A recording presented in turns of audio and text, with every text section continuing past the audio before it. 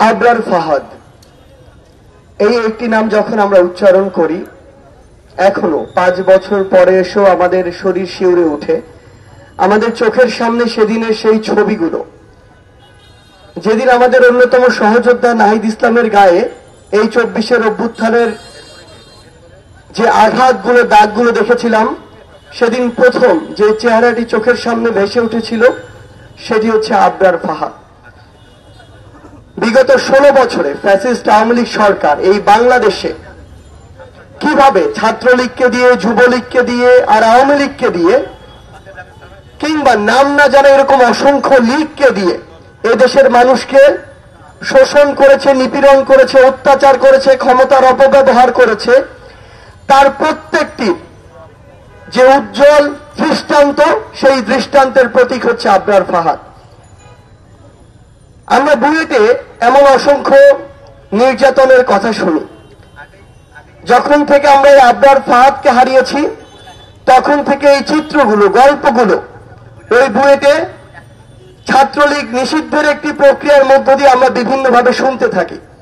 কিন্তু তার পাশের এই ক্যাম্পাস, এই ঢাকা বিশ্ববিদ্যালয়, তার পূর্বে কিংবা তারপরে এই ছাত্র জনতার অভ্যুত্থানের পূর্বের দিন পর্যন্ত যে গেস্ট রুমগুলো হতো, প্রোগ্রামগুলো হতো, গণরুমগুলো হতো, তার প্রত্যেকটি প্রক্রিয়া ছিল এক একটি আবরার ফাহাদকে বিভিন্ন প্রক্রিয়ায় নির্যাতন করার, নিপীড়ন করার এক একটি প্রক্রিয়া।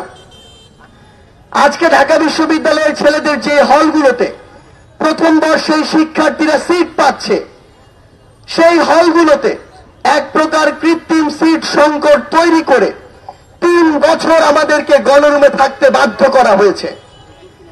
আমরা আমাদের সিটগুলো পেয়েছি 4র্থ বছরে, অথচ ওই হলগুলোতে বিগত 10 বছর 12 বছর ধরে এমন অসংখ্য আদু ভাই ছিল যারা আমাদের এই যে বৈধ সিট প্রাপ্ত যে শিক্ষার্থীরা, তাদের সিটগুলো নিয়ে তাদেরকে গণরুমে থাকতে বাধ্য করেছে। 4 জনের রুমে প্রেসিডেন্ট, সেক্রেটারি নামক কিছু শোষক এমন ভাবে ওই ছাত্রলীগের দালাল রূপে ছিল, তারা 4 জনের রুমে একাই থেকেছে, কিন্তু ওই 4 জনের রুমে 40 জন ছাত্রকে থাকতে বাধ্য করেছে।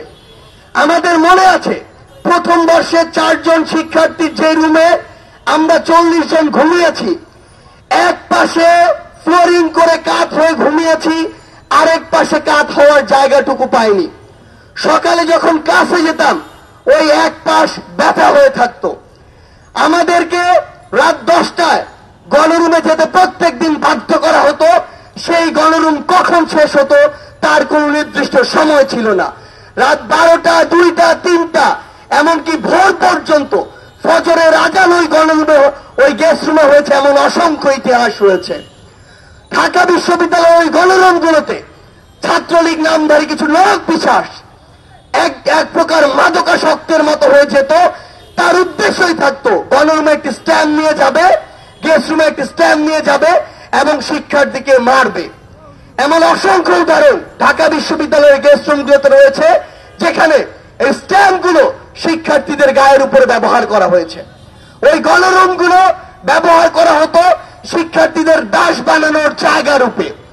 ওই গণরুমগুলোতে 40 জন এ কারণে রাখা হতো যেন একসাথে তাদেরকে ওইখান থেকে ছাত্রলীগের, আওয়ামী লীগের দালালি করার প্রোগ্রামগুলোতে নিয়ে যেতে পারে। এই যে বিষয়গুলো, এই যে কালচারগুলো, এই যে চর্চাগুলো, আমার সামনে আপনারা যারা রয়েছেন, এ প্রান্তে যারা রয়েছি, অসংখ্য বাধার মধ্যে বলার চেষ্টা করা হলেও আমরা ঠিকমতো বলতে পারিনি।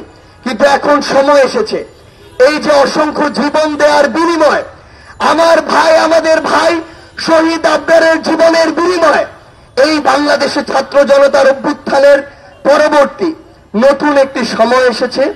এই সময় আপনাদের এই যে কথাগুলো, এই যে অত্যাচার, নিপীড়নগুলো, এগুলো তুলে ধরতে হবে, ডকুমেন্ট করতে হবে, যেন ফ্যাসিস্ট হাসিনা এবং তার দোসররা পরবর্তীতে বাংলাদেশে তার ওই যে ফ্যাসিবাদ, তার ওই যে রাজনীতি, অপরাজনীতি, অপসংস্কৃতি এই বাংলাদেশের ইতিহাসে সেগুলোর যেন আর কোনোদিন স্থান না পায়।